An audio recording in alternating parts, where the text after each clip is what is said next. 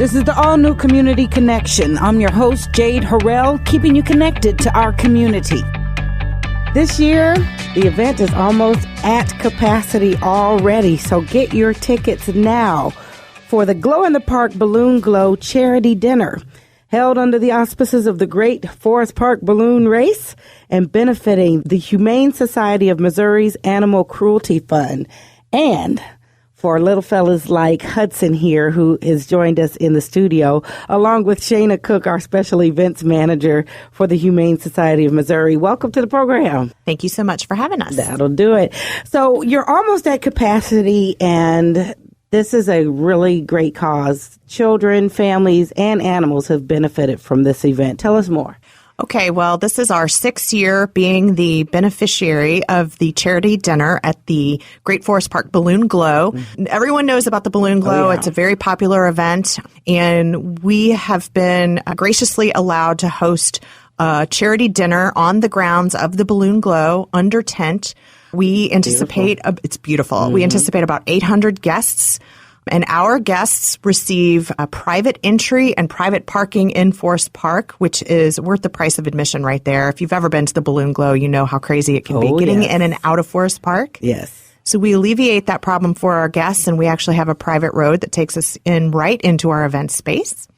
They get a full dinner, cocktails, an up-close and personal view of the beautiful balloons as they're illuminated against the night sky. Yes. We have fireworks, we have a silent auction, a wine pull, and it's just a lot of fun. And as you mentioned, it benefits the Humane Society of Missouri's Animal Cruelty Fund. Absolutely. So talk a little bit about the Humane Society of Missouri first, and then we'll go a little bit into the Animal Cruelty Fund. Sounds good. Yeah. So the Humane Society of Missouri is one of the oldest and largest animal welfare organizations in the United States. We typically rank among the top 5 in the country. Wow. So we are very well respected, very large. We help a large number of animals each year. More than 75,000 animals and tens of thousands of children and adults benefit every year from our life-saving and life-enriching programs. We offer lots of programs and services designed to give second chances to unwanted and abused animals, and there are just way too many of those throughout the country. We help solve the problem of overpopulation, animal abuse, and neglect, and we strengthen the bonds between pets and people. Absolutely. So talk about how you do that. So one, I know we say the Humane Society and we think of animals, but tell me a little bit about how children and adults also benefit. Well, of course, first and foremost, the animals benefit, and kind of our motto is rescue, rehabilitate, and adopt. So we're helping tens of thousands of animals who have not been given a great chance at life. We bring them in, we give them veterinary treatment, and then we put as many of them as possible up for adoption. The way that we benefit children and adults is through our education outreach. Mm-hmm. One of the biggest steps into preventing animal abuse is education, teaching people to treat pets in a kind, humane way. And we go into schools and organizations throughout Missouri, and we have lots of different programs that we engage the children. We invite them to our shelters. We give them tours. We have summer camps that they can participate in. So, what's a common mistake that people may unknowingly make when it comes to the treatment and care for animals?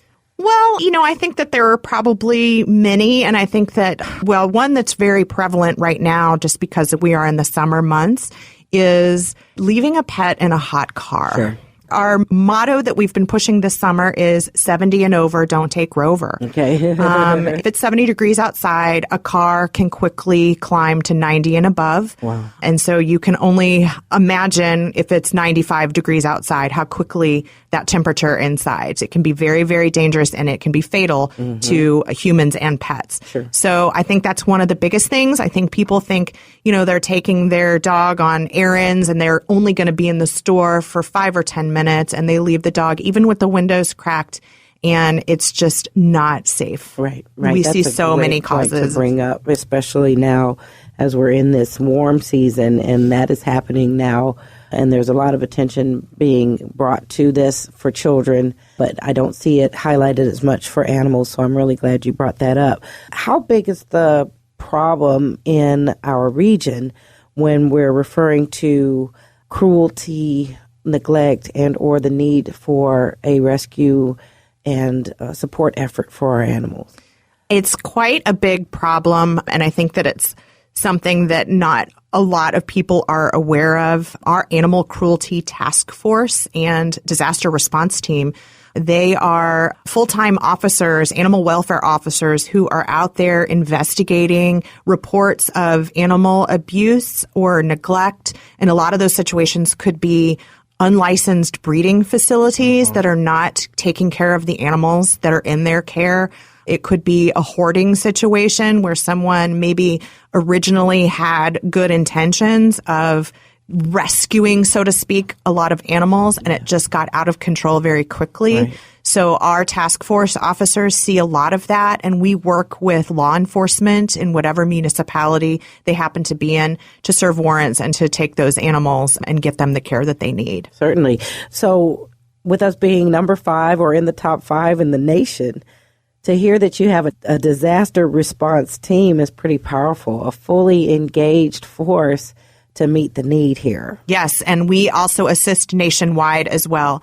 So, for instance, a few years ago when the tornadoes hit Joplin, Missouri, yes, we sent our rescue trailers and our task force there to rescue as many animals as we possibly could and try and find their owners. That's great. But 10 years ago, we also did the same thing with Hurricane Katrina in New Orleans. They reached out to us and asked for our assistance, and so our team went down there and rescued a ton of animals and, found their owners for as many that they could and then got the rest adopted. Oh, that's wonderful.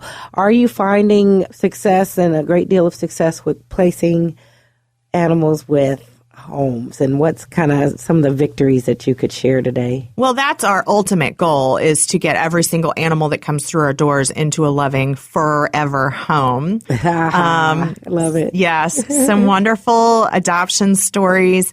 About, I guess it's been a year ago now, we were called into a breeding facility that had a bunch of basset hound puppies. They were very, very sick. They had all kinds of upper respiratory problems, pneumonia. A couple of them did not survive. But the ones that did, we brought them in. They were in intensive care for a while. They had to have several treatments to clear their lungs. And then once they kind of passed that hurdle, we adopted every single one of them out, and they are all in awesome homes right now. And they are so cute, so cute. I bet. It's hard to imagine that, not that there's to be partial, but basset hounds are so adorable, definitely a story of success. Yes. That puts a smile on my face. Yes. But I'm also smiling because you brought Hudson here with you, who is looking out the windows of the studio, checking out the place. Come here, Hudson. Don't know that Hudson really knows his name yet. Right. Tell me Hudson's story. All right. So what we know is that Hudson is about a 2-year-old Beagle mix. Yes. He was brought into the Humane Society as a stray. Mm-hmm. So when that happens, we don't know a whole lot about his background. But what I can tell you just from having him this afternoon is that he walks pretty well on a leash. He tugs a little bit. He knows how to sit on command. He knows how to go potty outside. And he's been wagging his tail the whole time he's been here. He is adorable. He can be found on our website at hsmo.org, and along with lots and lots of other available adoptable animals. So tell me about the process, how that works. And Hudson, you are totally adorable. Isn't he cute? And yes, he's cute and friendly and lovable, and he feels good. His fur is soft and cuddly. Yep. He's just a lovey bug. Tell us how the process works. So say someone hears about Hudson, or their heart is compelled when they hear this interview that, Sure. You know what, I want to step up and be a part of the rescue and rehabilitate and adoption system. How does the process work? Well, the easiest thing for them to do, they can go onto our website, hsmo.org, and look at our adoptable animals. We have pictures of all of them. We have little descriptions of each, and that'll tell you what's available that day. And then they can come into any one of our 3 local adoption centers. We have one over here on Mackland in the city, and then we have one in our Westport area and also one in Chesterfield. And if they come in, we have a little get acquainted room that they can take whatever animal, dog, cat, critter that they're looking at, can spend some quality time with them. And if they are really interested in making that commitment and adopting the animal, then they would fill out an adoption application. They would meet with an adoption counselor to kind of talk through some of the things about bringing home a shelter pet. Sure. and you guys provide the help and support to know what to do. Say they don't have any pet experience at all. Yes. You would be able to help them get ready to provide the love and home and support that the animal needs. Absolutely. Our adoption counselors are great. They give all kinds of tips. Each animal that is adopted through the Humane Society comes already spayed or neutered, microchipped, and the first round of shots. So those are included in your adoption fee.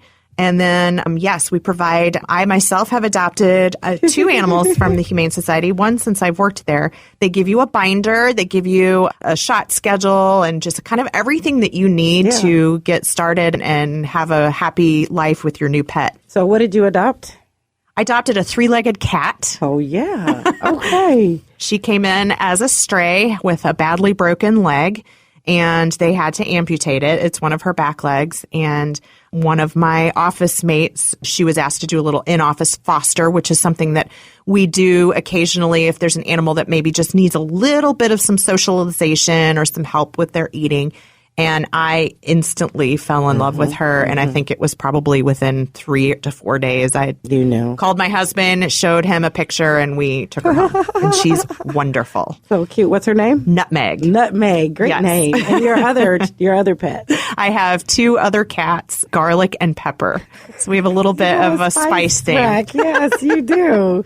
That is too sweet. So we want to encourage folks to give a call and take a look, but something of this magnitude and an effort of this tremendous capacity certainly needs support. And so an event like this is one way to provide that support and make sure that we're providing the help and resources needed to address this cause. Tremendous opportunity, and it's a lot of fun, an original event. It's the Glow in the Park Balloon Glow Charity Dinner, held under the Great Forest Park Balloon Race and benefiting the Humane Society of Missouri's Animal Cruelty Fund. Specifically about Animal Cruelty Fund, you have a division that's set aside for this in particular. Correct. The Animal Cruelty Fund basically funds the Animal Cruelty Task Force, the disaster response team, and allows us to give the animals that we rescue the care and shelter and support that they need. So it is used directly to help the animals. And yes, you mentioned this event, how crucial it is that we have special events, because not only does it offer our guests an amazing time, but those funds that are raised go directly to the animals to help. Absolutely. So. Right here in our area. So all guests receive entrance to Forest Park, a private entrance. You can't beat that. Valet parking, a fabulous dinner, cocktails, dancing, and an awesome up-close and personal view of the balloon glow and fireworks show. You know, they always end with fireworks.